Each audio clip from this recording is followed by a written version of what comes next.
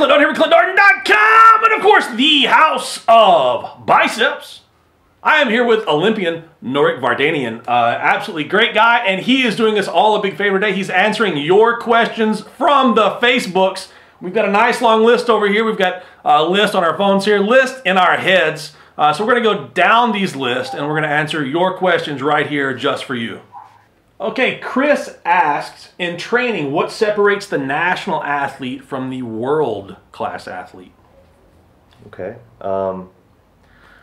I think the only thing that separates a national class athlete and a world-class athlete is the amount of weight that's being lifted. Maybe not the only thing, but that's the main thing I would say. But a national athlete should train like a world athlete, a world-class athlete, to reach that world-class level. You know what I mean? If a national athlete is always training like a national athlete, then they're always going to stay a national athlete. Of course. So you always have to know when to push yourself and to reach that world-class level. As far as training, I think they should be doing the same exercises.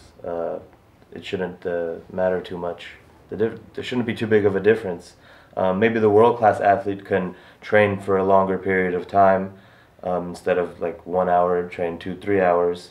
Because I know before, when I was a national class athlete, I would train maybe an hour, hour and a half, and I would already feel tired, fatigued, not able to continue. But to reach the higher level, you must train for a longer period of time. And well, how much of that do you think is actual physical, genetics, that sort of thing, versus having the mentality of a world-class athlete? You definitely have to have that mentality. And some people might think of it as cockiness, but I don't think that's cockiness.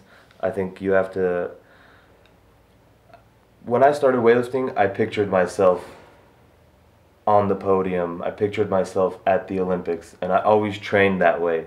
You know what I mean? Mm-hmm. So if you can't see yourself reaching that higher level, most likely you're not going to reach that high level. Right. So mentality is very important. I would say mentality is most important.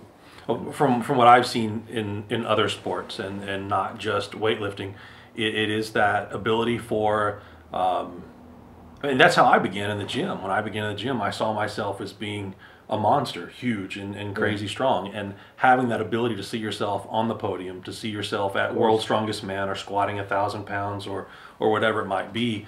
It's, you know, having the understanding that every single thing, every single rep of every set that you do in the gym, everything that you do out of the gym is part of what gets you to that dream. And you see a lot of national athletes that was as high as their dream ever was, and that's just where they got. Where that world-class athlete sees everything. Yeah, that's you have to visualize yourself doing these things, lifting those big weights. You know what I mean? If I can't imagine myself clean and jerking more than 200 kilos, then how am I ever going to reach that level?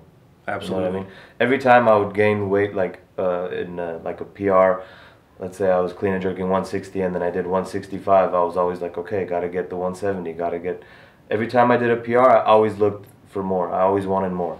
Never satisfied? Never. Till this day, I'm not satisfied. Wonderful, wonderful.